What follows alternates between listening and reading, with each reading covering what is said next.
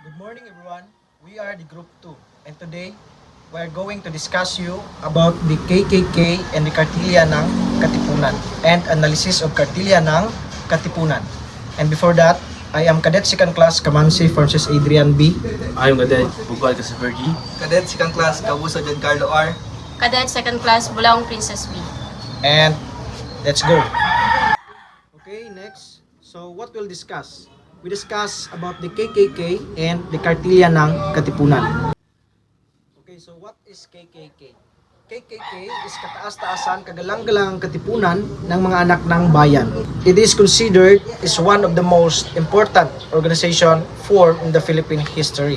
So, bakit nga ba is considered as a important organization of the history of the Philippines? It is because without the KKK we don't have independence today as a Filipino, no? And the two principal aims of the KKK as gathered from the writings of Bonifacio is one, unity of the Filipino people, no? Unity of the Filipino nations against the colonizers, and second, separation from Spain by means of revolution. So separation from Spain by means of himagsikan, no, sa against colonizers. So noon marami ng mga himagsikan ang nagaganap but not entire Philippines, no. So like for example, Diego Silang was known as an Ilocano who took up his arm, led one of the longest running revolts in the country. His locality referred to him as El Rey de Ilocos or King of the Ilocos. So, noon daw marami ng mga himagsikan na nagaganap against the colonizers but not the entire Philippines. Like for example, Diego Silang. So, Diego Silang is siya yung namumuno ng himagsikan against the colonizers but not the entire Philippines but focus only on the local areas like Ilocos, no? But unlike the Katipunan, this is the organization that nagkakaisa ng buong Pilipino against the colonizers, against from Spain by means of revolutions, separation from Spain by means of revolutions. Okay. The propaganda movements led by the Ilustrados like Marcelo H. del Pilar, Graciano Lopez Haina, and Jose Rizal did not envision to total separation of the Philippines from Spain, but only demanded equal rights, representation, and protection from the abuses friars. So, noon daw, there is a propaganda movements led by Ilustrados like Marcelo H. del Pilar, Graciano Lopez Haina, and also Jose Rizal, no? But yung focus nila not the revolutionary or separations from Philippines from Spain, but only focus on the demanded equal rights, no, and also representation and protection from the abuses of the friars. So hindi nila focus or hindi nila vision yung separation ng Pilipinas sa Espanya, but yung focus nila is only demanded equal rights and also protection from the abuses of the friars. So in the conduct of their struggle, Katipunan created a complex structure and defined value system that will guide the organization as collective aspiring for a single goal. So dito na yon pumapasok yung organization, the KKK or yung Katipunan. So, what was the most important document of the Katipunan?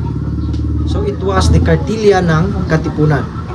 The original title of document was Mga Aral ng Katipunan ng Mga Anak ng Bayan, or in English translations, Lessons of the Organization of the Sons of the Country.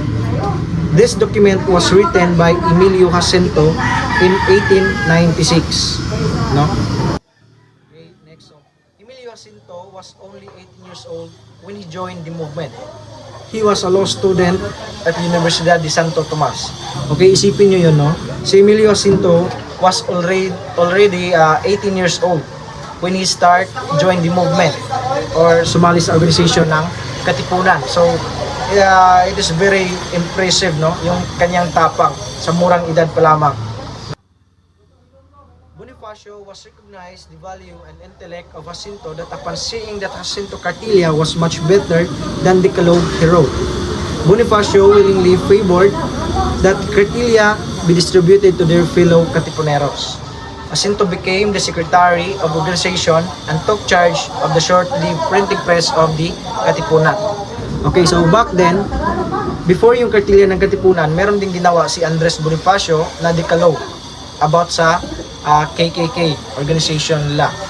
But nung nakita ni Andres Bonifacio yung gawa ni Emilio Jacinto, yung Cartilla ng Katipunan, he was impressed, no? And yun yung pinili niya para i-distribute to their fellow Katipuneros. And after that, Emilio Jacinto became the secretary of the organization, the Cartilla or the Katipunan. And he took charge of the short-lived printing press of the Katipunan. On April 15, 1897, Bonifacio appointed Jacinto as commander of Katipunan in northern Luzon. That's why we called General Emilio Jacinto. No? So Jacinto was 22 years old and died of malaria at a young age of 24 in the town of Magdalena, Laguna. So after he was 18 years old, after 4 years, he became a commander of the Katipunan in northern Luzon. And after 2 years, he died also in the Magdalena, Laguna because of malaria. No? We have here a quick background about Emilio Jacinto. So Emilio Jacinto, born on December 15, 1875, died on April 16, 1899, and he was known as utak ng Katipunan. And also his wife was Catalina de Jesus.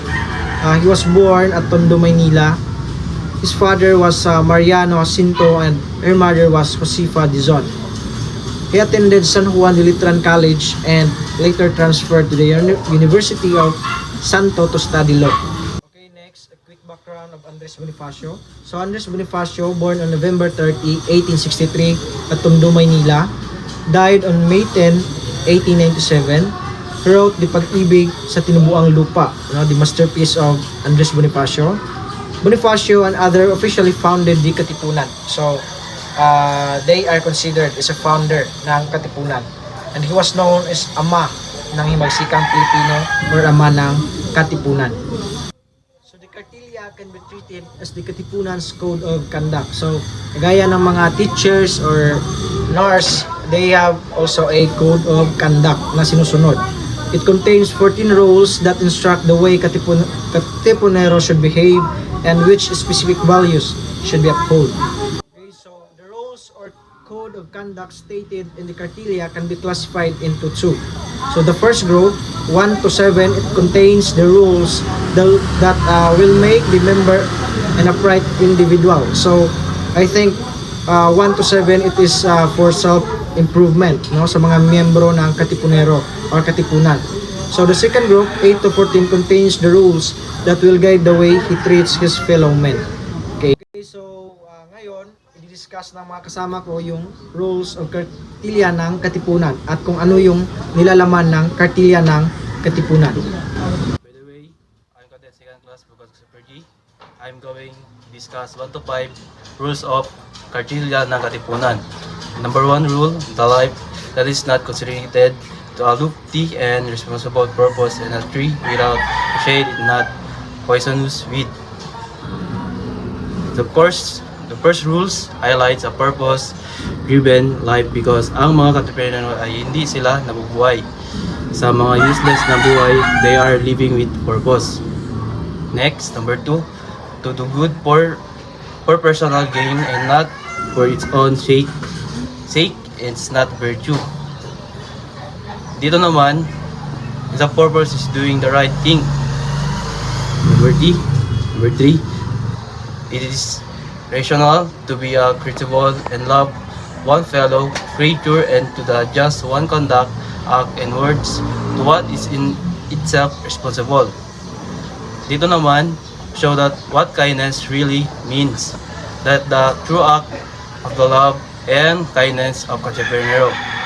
It is in the service that they are rendered to the people. Okay, next, number 4. Whether our skin be black or white, We are all born superiority and knowledge. Wealth and beauty are to be understood, but not superiority by nature. Dito naman, it highlights equality, thus all entrepreneurs are treated equally, no matter educational background, he has equality treated. Next, number 5, the honorable man prepare honor to personal gain, the secondary gain to honor. Dito naman, is to show what honor should means, what honor to the entrepreneur at true. Ang entrepreneur daw values honor rather than personal interest. Okay, that's all my topic. Thank you. I'm Cadet Second Class Kabuso Giancarlo R. I'm going to discuss 6 to 10 rules of kartilya ng Katipunan. Number 6, to the honorable man, his word is sacred. It's all about the man of word. That's all Katipuneros who has sense of shame should be a man of his word. Number 7, do not waste the time. Wealth can be recovered but not time lost. It is very important the time. Money will recover but not the time. It's all about not wasting of time. Number 8, defend the oppressed and fight the oppressor before the law or in the field. It's all about fighting what is right because Katipunero protect the weak and fight who oppress the weak. Number 9, the prudent man is sparing in words and faithful in keeping secrets. It highlights the importance of trust and Katipuneros keeps the what he say and Katipunero what the things must the keep secrets confidential. And last, number 10, on the thorny path of life, man is the guide of woman and the children, and if the guide leads and presides, those who he guides will go there. Number 10, ang Katipunero daw should lead his family to the right path because if a leader consumed by evil, so does his follower. Good day everyone. I am the last reporter and I'm going to report the 11 to 14 rules of kartilya. I am Bulaong Princess B and the 11 rules is thou must not look upon woman as a mere plaything but a faithful companion who will share with thee the penalties of life. Her physical weakness will increase thy interest in her and she will remind thee of the mother who bore thee and reared thee. It means na simply treat woman well and respect her values. When Katipunero see a woman, he will remember his mother who nurtured him. And also don't treat woman as an object or a plaything lang. So number 12, what thou dost not desire done into thy wife, children, brothers, sisters, that do not into the wife, children, brothers, and sisters of thy neighbors. So, it means, ano yung ayaw nating gawin sa atin ng ibang tao is wag din nating gawin ito sa ating kapwa. Number 13, man is not worth more because he is a king, because his nose is aquiline and his color white. Not because he is a priest, a servant of God, nor because of the high prerogative that he enjoys upon earth. But he is worth most who is a man of proven and real value, who does good, keeps his words, is worthy and honest, he who does not oppress nor consent to being oppressed, he who loves and cherishes his fatherland, though he be born in the wilderness and know no tongue but his own. So, it means all about having the right character.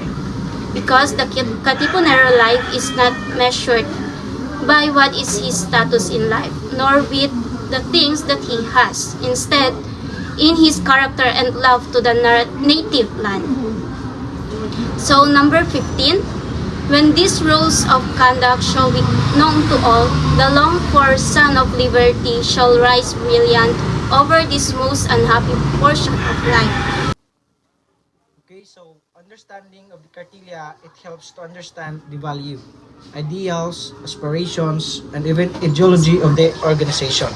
How to love our country, how we behave, and how to be a good person. That's why it is very good to read and understand what is the 14 rules of Cartilla. And while we have different interpretations of Cartilla that was intended by Bonifacio, there is one thing for sure that everyone can agree on, that Katipunan was meant to guide us and living up our everyday life to the fullest. One thing, it highlights the right attitude towards other people. At sana meron kayong nakukuhang aral tungkol sa report namin patungkol doon sa KKK and Cartilla ng Katipunan, and also analysis of Cartilla ng Katipunan. And that's all. Thank Thank you.